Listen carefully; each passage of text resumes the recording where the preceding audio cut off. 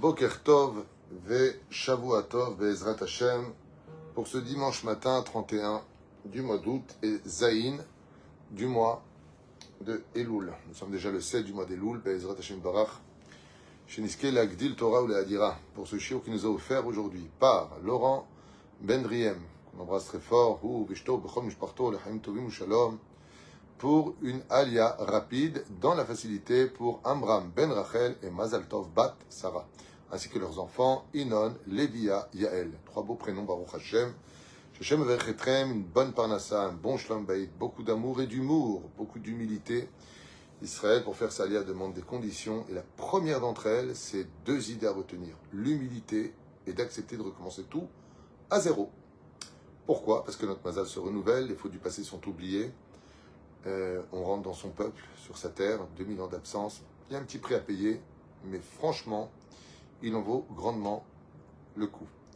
Une grande pensée pour le Rav Ron Shaya, Bezrat Hashem, avec sa permission, pour lequel on souhaite Achlama Mira Ubri, Utetana Richutem, Valakol Irat Shamaim, Asher et tendrement Refouach, Shtemat Tzadika Yekara, Vichen, Nir Soufana Yakar, Vichol, Bene Ubnot Israël, Bechol Atar Ve'atar, Achlama Mira Ubri, Utetana.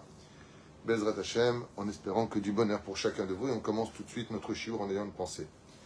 Pour le reste, pour le peu, apparemment, d'otages que nous avons encore dans les tunnels de la mort, que Akadosh Baruch Hu Bezrat Hashem yarzir otam levetam brim ushlemim. On attend le miracle. Mais je vous dis franchement, il n'y a que Dieu qui peut. Il n'y a que Dieu. Il n'y a que Dieu qui sait où ils sont.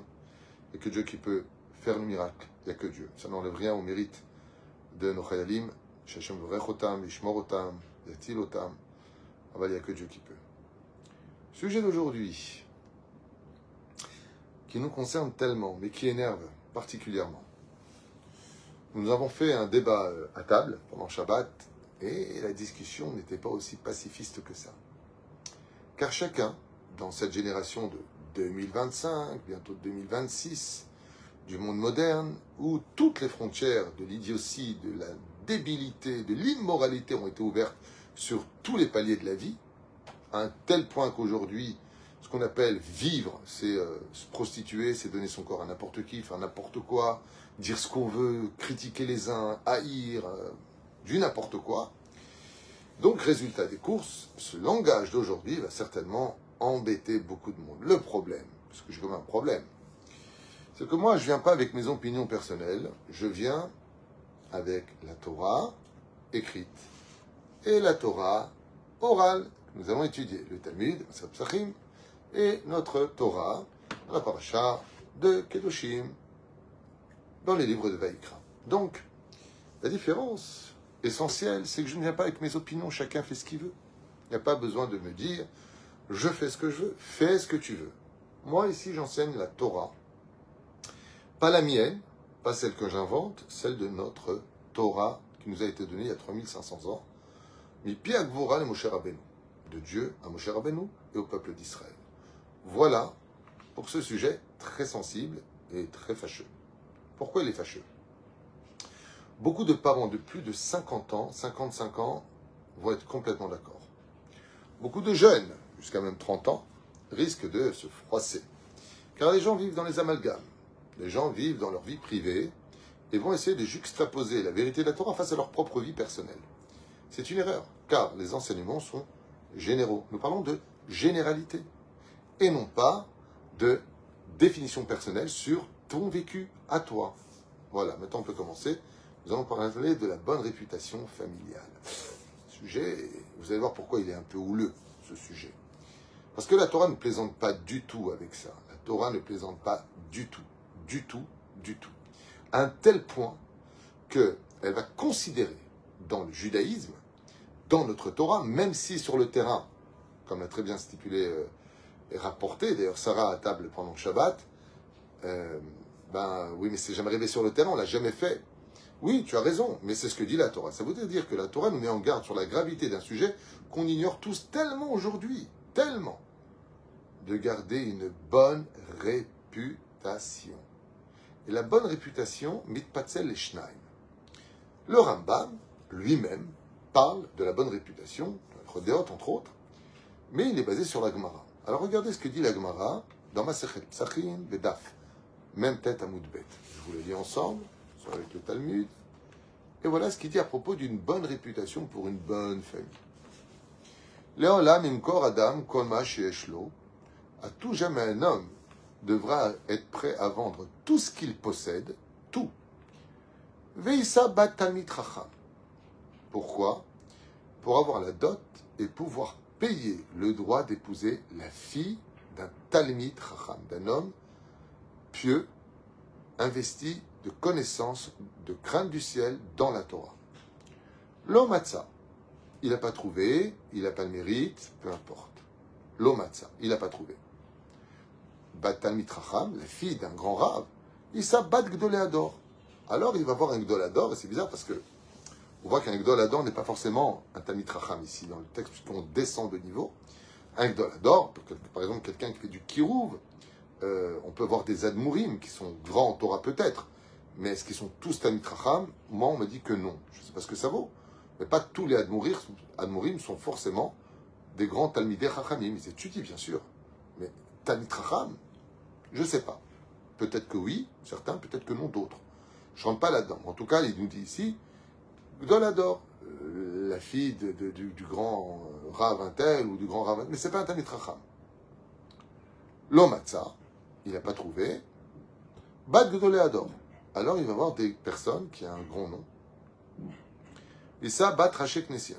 Donc s'il n'a pas trouvé quelqu'un qui a une bonne réputation, un bon Rav, qui n'est pas Talmid Chacham, considéré comme étant un dmout important, une personne importante, alors il va essayer d'épouser les responsables dirigeants spirituels, les rabbins de synagogue, au moins la fille d'un rabbin de Beth Knesset, nous dit la Gemara.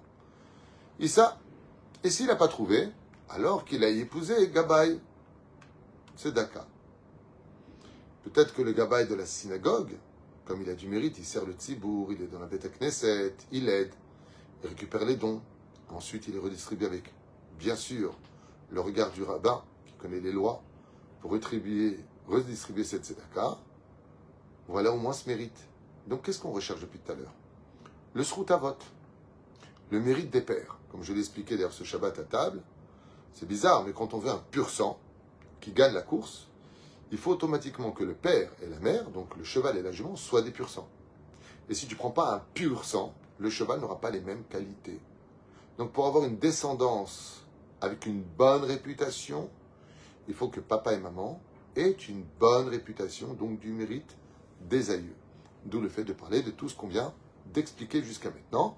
Son père était, moi je me rappelle combien de fois j'ai entendu des gens dire mon père il était chouchet, mon père il était Dayan, mon grand-père c'était le grand rabbin de Oran, de Tunis, de ceci, de cela, peu importe. À partir du moment où tu es d'une descendance, par exemple, quelqu'un qui a le mérite d'être de la descendance de la famille Abu Hatzera, la famille Pinto, la famille Toledano, qui sont des très grands, la famille du roi David, le Maral de Prague, les descendants d'un grand personnage, ça te donne le mérite d'avoir des enfants qui restent dans la Torah. Car le tzaddik, il prie pour que sa descendance soit dans la Torah. Donc, l'eau les alzel baiser, pas prendre ça à la légère, et la Gemara, je ne vous dis pas la suite, allez l'étudier tout seul, parce que de dire ce qu'il y a la suite sur les réseaux sociaux, ça risque d'être déformé et très mal compris par les petits esprits. Donc, Bezrat Hashem, bon amshir. On continue. Donc, Gabay de synagogue, ou le responsable, Parnas, l'Omatza, il n'a pas trouvé maintenant le Gabay de Tzedaka, Issa bat melamed tinokot. Alors épouse au moins un professeur, un prof qui apprend la Torah aux petits-enfants. Tu vois, c'est pas un rabbin, c'est pas un érudit hyper... Il enseigne la Torah aux petits-enfants, à lire les Mishnayot, les Halachot, Bezrat Hashem, ce qui est un très très grand poste. Il y a un très grand mérite. S'occuper des enfants, c'est s'occuper des enfants de Dieu. Attention. Donc au moins ça, qu'il épouse la fille d'un Melamed, Tinokot Shebet Rabban. Mais l'eau, il s'abat à Meharetz. Aïkar, qu'un homme doit tout faire pour ne pas épouser la fille d'un Amaharetz. Car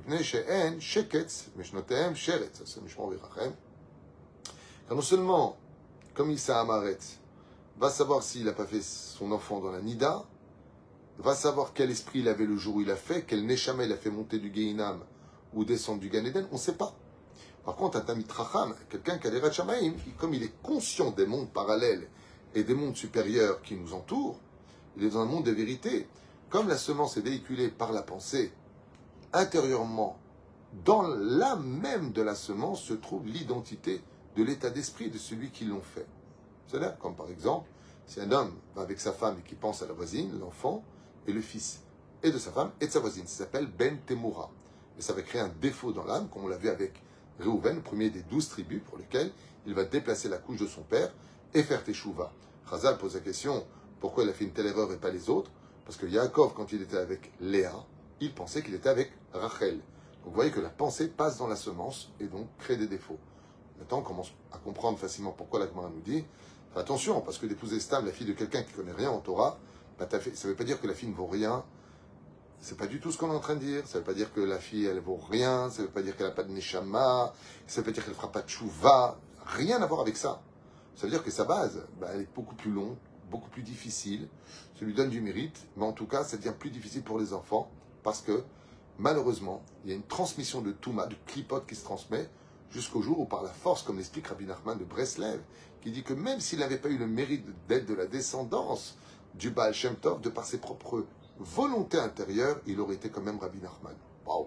Donc Chaim Oharan, il ramène ça, c'est incroyable, pour dire que rien n'est plus fort que la volonté personnelle, même si on vient comme Sarah, comme Rivka, qui vient de Bethuel, son frère est Lavan, comme Rachel et Léa, qui viennent de Lavan, le rachat, et pourtant, Ezek Doucha.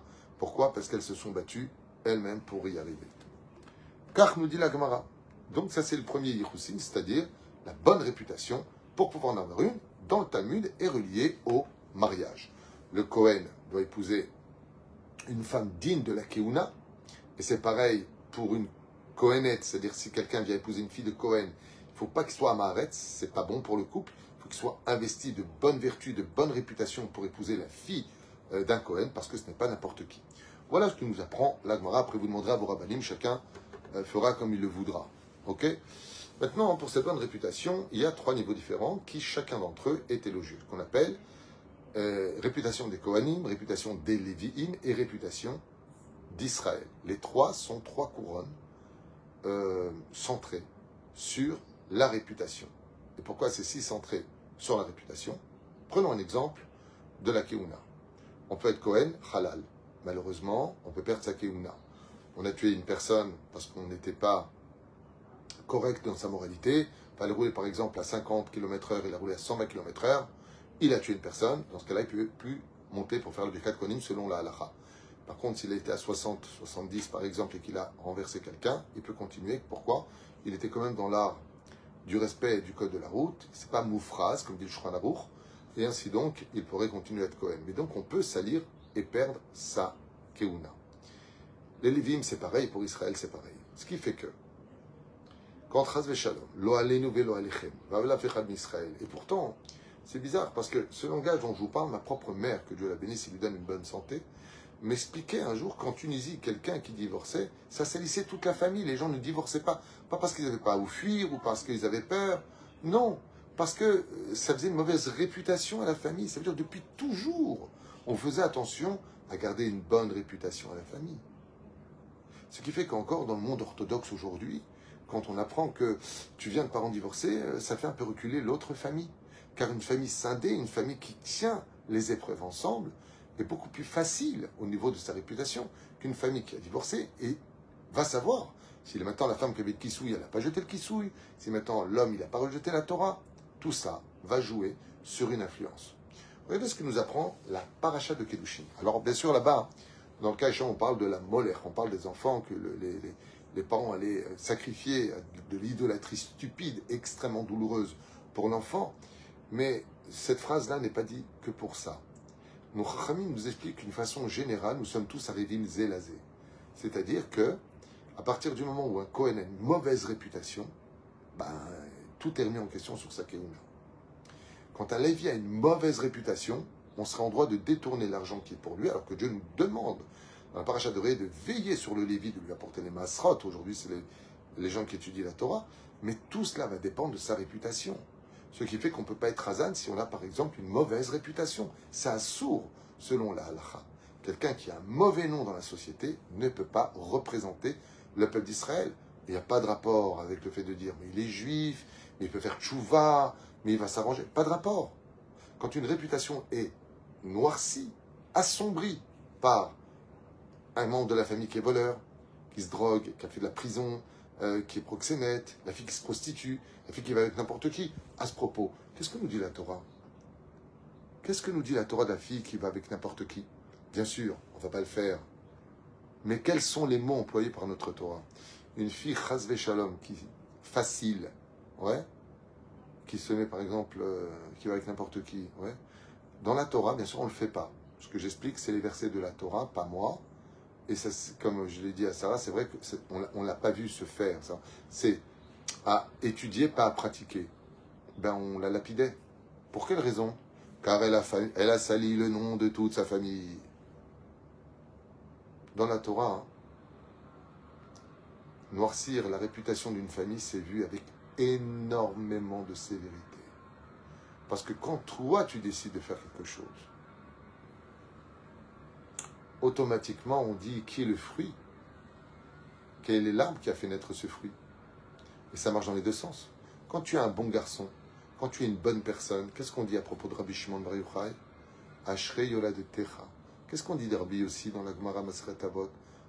Ashrei Yoladetecha. Heureuse est la mère qui t'a mise au monde.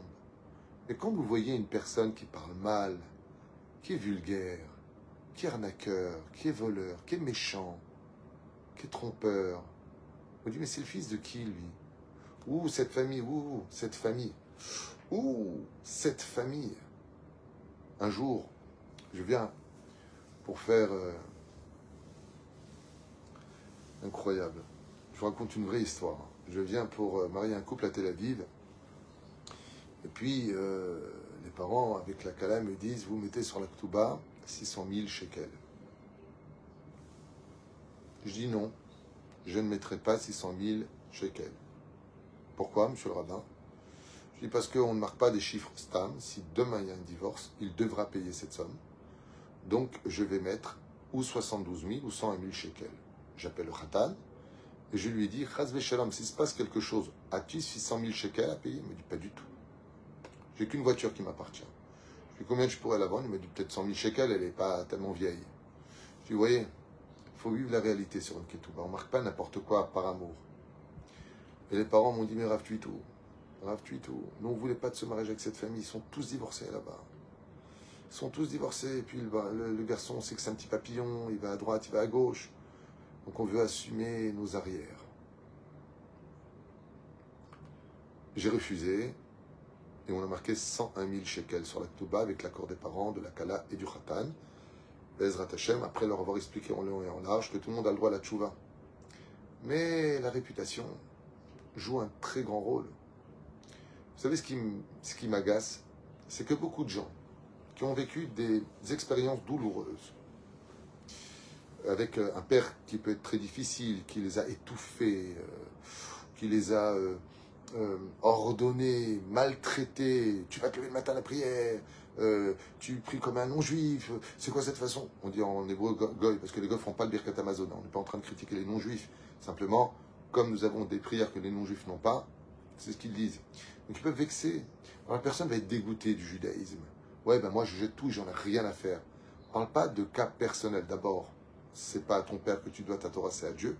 Donc c'est pas parce que tu as eu peut-être un père turbulent ou une expérience douloureuse que la Torah en est disqualifiée pour autant. La Torah ne s'adresse pas à toi vis-à-vis de ton père, elle s'adresse à toi vis-à-vis de toi.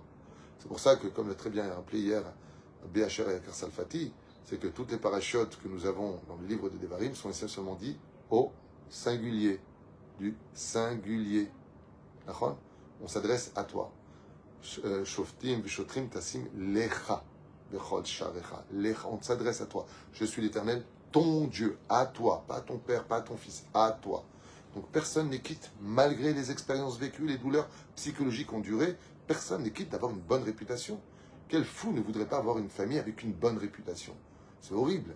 Quand on entend des noms, des fois, de mafias, de voyous, de gens qui ont frappé, de gens qui ont violé, ou des gens pédophiles ou autres, shalom, des personnes néfastes à la société, bah ça assombrit toute la famille, qu'on le veuille ou pas. Enfin, il n'y a pas besoin de sortir de l'extrême intelligence pour le comprendre. Tout le monde veut avoir une bonne réputation. Ça fait du bien d'avoir une famille avec une bonne réputation. On n'a pas dit une famille riche. Il y a des gens qui sont très riches, qui ont une très mauvaise réputation. Il y a une famille qui se respecte, qui s'honore, qui sont acceptables dans la société. Et la reine Ketotsaim disait, viens, la Torah, elle nous dit que quand tu viens et que tu salis, alors écoutez bien, à propos de ce que je vous ai dit, à propos des enfants, la molaire, vous savez, dans la paracha de Kedushin, chapitre 20, verset 5, Vesamti en yet panai ba'isha'u o bemishparto. Quand quelqu'un fait quelque chose de mal, si on s'arrête là dans le verset, alors que le verset nous parle de quelque chose de plus précis, on parle d'idolâtrie, des enfants qu'on a menés au feu à Shemishman, qu'on appelle la molaire, mais Vesamti et panai ba'isha'u. Je tournerai mon visage vers cet homme-là, vers sa famille. Mais quand un homme a emmené un enfant à la Vodazara, qu'il l'a sacrifié, pourquoi il se retourne vers la famille? Parce qu'il a fait un mauvais nom à toute la famille. Moi, j'ai entendu de mes propres oreilles, de mon enfance, des gens qui étaient voyous, et j'ai entendu d'autres personnes dire de ces gens-là, l'histoire, les parents, qu'est-ce qu'ils ont fait comme péché pour avoir un fils aussi voyou que ça? Quand une fille est facile, quand une fille se montre sur les réseaux sociaux, à montrer, avec tous les aspects que je vois à tout le monde, je m'adresse qu'à celui qui veut étudier la Torah. Ici, c'est des cours de Torah. Je ne parle pas en mon nom, je parle au nom de notre Torah, que ce soit très clair, il n'y a rien de personnel. Et que tout le monde voit ses formes sur les réseaux sociaux, avec toujours ce même langage stupide, égocentrique et immature. Je fais ce que je veux, t'as rien à me dire, t'es pas content. Stupide, absolument stupide. Et que quand toi, tu seras devenu enfin mature et parent, tu commenceras à comprendre. T'as pas honte? Attends, ils vont dire de nous que nous sommes. Pourquoi? C'est pas vous qui faites, c'est moi qui fais. Zelonachon. Vous savez, quand on saute dans l'eau, n'oubliez pas cette image. Quand on saute dans l'eau, on saute, nous, dans l'eau. C'est moi qui saute dans l'eau. Mais ce qu'on oublie, c'est qu'on va éclabousser ceux qui n'étaient pas dans l'eau. Quand on fait une action qui va salir la famille, même si on est les seuls à assumer la prison ou les erreurs commises, on oublie un détail. C'est que quand toi tu sautes dans l'eau, tu vas tous nous éclabousser, on va tous être mouillés. Pas parce que nous on t'a suivi dans ta bêtise.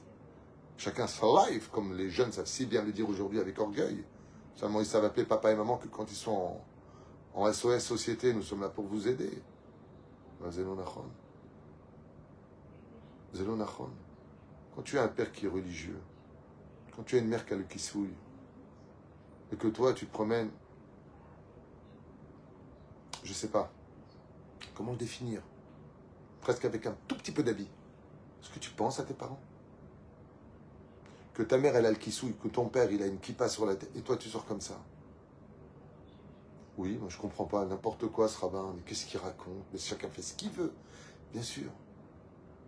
En tout cas, ce rabbin-là, ou ce religieux-là, il ne pourra jamais faire des cours sur l'éducation. Parce qu'on va lui dire, avant de dire comment éduquer les autres, va éduquer ta fille. Va éduquer ton fils. Tu viens et tu dis que c'est interdit d'aller à la plage mélangée, mais on voit tes enfants qui sont à la plage mélangée. Ouais, ben, je fais ce que je veux.